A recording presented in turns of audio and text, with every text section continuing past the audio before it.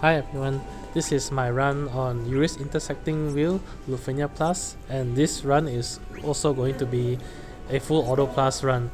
So quickly about the setup, on Garnet I unequipped her EX skill, and on Eiko I unequipped HP Regen skill. Otherwise for Tifa everything is equipped and no passives are removed.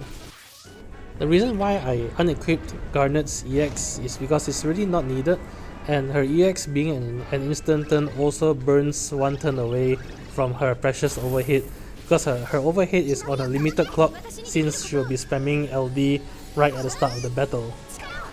The reason why Garnet's EX skill is unequipped is because being an instant turn, it burns away the precious overhead buff that she has, so by removing her EX, her overhead actually lasts longer in the field, which equates to more often damage from Garnet. As for Eiko, the reason why HP Regen is removed is because it does relatively less damage compared to her other skills, and the 3 buffs it applies is actually not needed because when her Phoenix Pinion is triggered from her overhead, it also applies the same 3 buffs, and you will be triggering her Phoenix Pinion several times throughout the fight.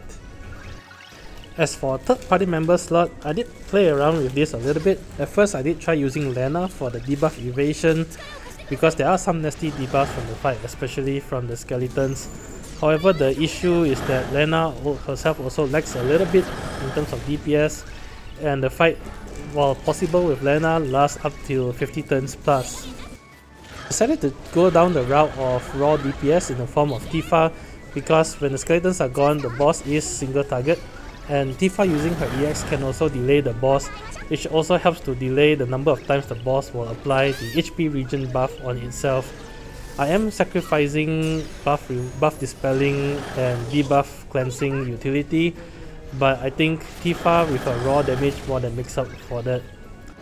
At 79, 49 and 29%, the boss will summon 2 skeleton minions, and while the minions are up, the boss is immune to HP damage, turn delay and turn deletion. This makes an auto plus run a little bit more tricky because sometimes the AI will still be targeting the boss even when the skeletons are up, which leads to a DPS loss. However, with Garnet and Eiko, the skeletons aren't really that much of an issue. For one thing, all of Garnet's attacks are AoE and will still deal the same amount of damage no matter how many targets there are on the field. And for another thing, the skeletons only have one attack that they will use during their turn, which is Blood Sword Plus. That attack will always bring somebody down to below 50% health as long as you did not dodge the attack, which means that every time the skeletons act, they will also trigger Garnet's counter Phoenix attack, which deals significant damage to the skeletons. There is one drawback though, that the Blood Sword Plus will inflict a frame debuff on your character, which will inflict speed down, turn rate down, as well as 100% HP damage down.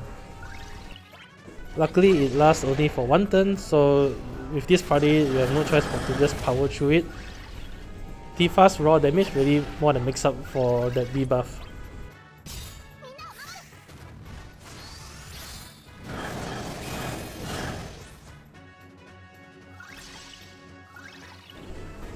When the skeletons are broken 3 times, the boss will use Puppetry to instantaneously warp both skeleton turns to the front.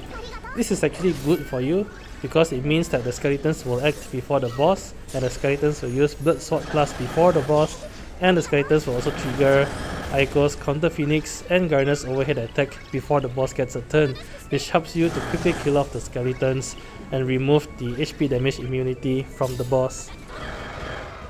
Anyway, that's it for this fight. With that said, enjoy the rest of the fight.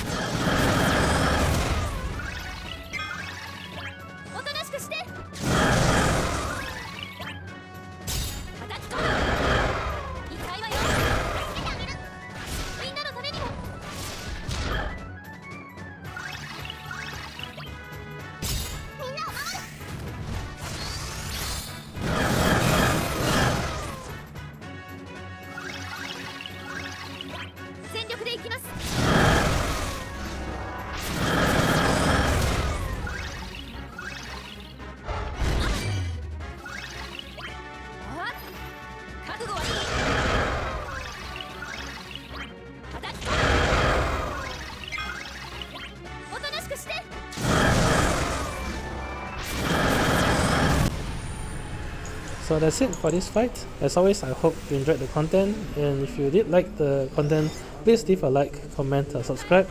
It really helps a lot. Till then, I'll see you guys in the next Lufenia fight. Bye!